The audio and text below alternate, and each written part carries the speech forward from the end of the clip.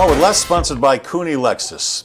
It was Hall of Fame weekend last weekend for the NFL, so as usual, the question came up around here, is Terrell Davis deserving? Will he ever bust through in the voting and eventually see his bust alongside all the other greats in the game's history? It's hard for me to be objective, to tell you the truth. I covered TD his whole career here, hosted his first TV show, became friends with him. But you can make a pretty darn good case for him. From 1995 to 98, he was arguably the most dominant player in the game on either side of the ball. Over those 4 years, he averaged 105 rushing yards per game. He averaged 1,603 yards per season. 1,603. He averaged 4.8 yards a carry. Pretty darn good. He averaged 14 touchdowns per season. And he was even better in the playoffs. Mind-blowing numbers in the playoffs. Get this. He averaged 142.5 yards per game. He averaged 5.6 yards per carry, and he scored an average of a touchdown and a half per contest. In the playoffs, when you're supposed to be going against the better teams, the better defenses in the league. And let's not forget, TD was the league MVP one year, the Super Bowl MVP against Green Bay. He owns 2 Super Bowl rings, and he's one of only 7 running backs in the history of the game to run for 2,000 yards or more in a season. Now, Pittsburgh Steelers running back Jerome Bettis was one of the Hall of Fame inductees this past weekend, and deservedly so. But if you take his best 4 years, and average them out, Bettis doesn't even come close to those 4 straight that TD had in any category, not even close. But you know the argument. It's all about longevity. Bettis played 13 years and racked up close to 14,000 yards rushing. TD played 7 and ran for a little over 7,600. About half the years and half the yardage. Look, I believe TD belongs because of the injury factor. Football is a game of short careers, and there is precedent. There are a few guys in the Hall who had short but great careers, like Gale Sayers. So why not TD? Well, even if he makes it, he's going to have to wait a while, I think. More than any other sports Hall of Fame, the Football Hall makes guys wait their turn. TD might have to wait till a surefire inductee, LaDainian Tomlinson, gets in. He's eligible in 2017. But TD has a chance to be the next running back after Tomlinson, I believe. Hey, TD said it over the weekend. He was here at Broncos camp. He said, there's nothing more he can do. The hay is in the barn, he told us. Now he has to hope the voters open those barn doors and take a good look inside, because that's some pretty good-looking hay. And that's More with Less. Now, you voted for years for the Hall of Fame. Well, TD's wrong. You're wrong.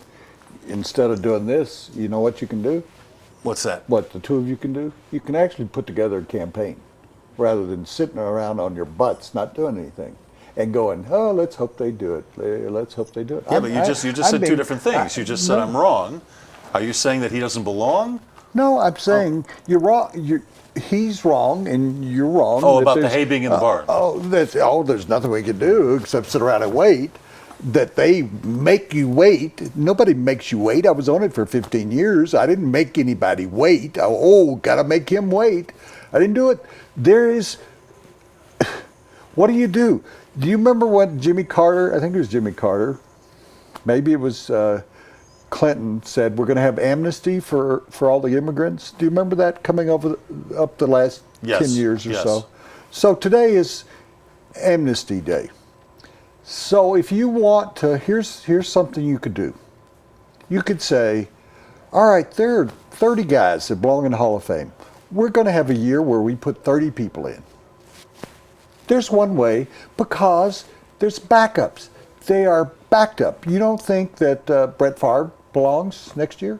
Oh, he absolutely does. Okay, well then, guess what? That's going to push somebody who belongs in off the list, because there's a pretty good crowd. I agree with you on this. Does Pat Bowlen belong in the Hall of Fame? I would like to see, before he dies, him get in the Pro Football Hall of Fame. I agree with you. I think there is too much of a backup, and I'd like to see a year or 2 where they allow more than, is it 8 right now that get in?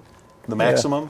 Yeah, where they allow more than 8, just to catch up. Well, we used to have that discussion on the Hall of Fame. But what about on merit? Does TD belong on merit?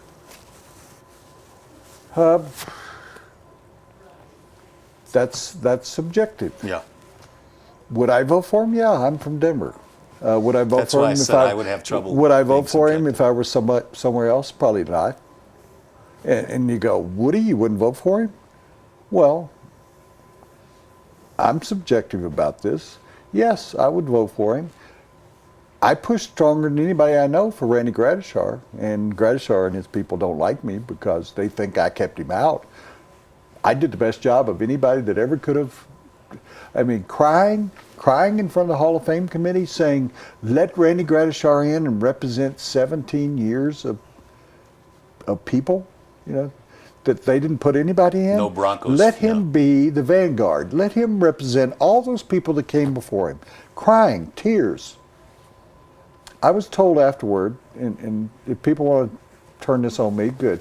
I was told afterward nobody had ever heard a more impassioned plea than I gave. Let Randy Gradishar,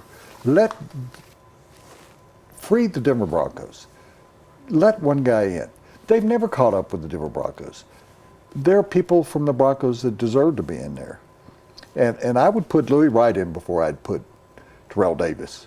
Louis Wright was best cornerback over a 12-year period. Randy Gradishar belongs in there.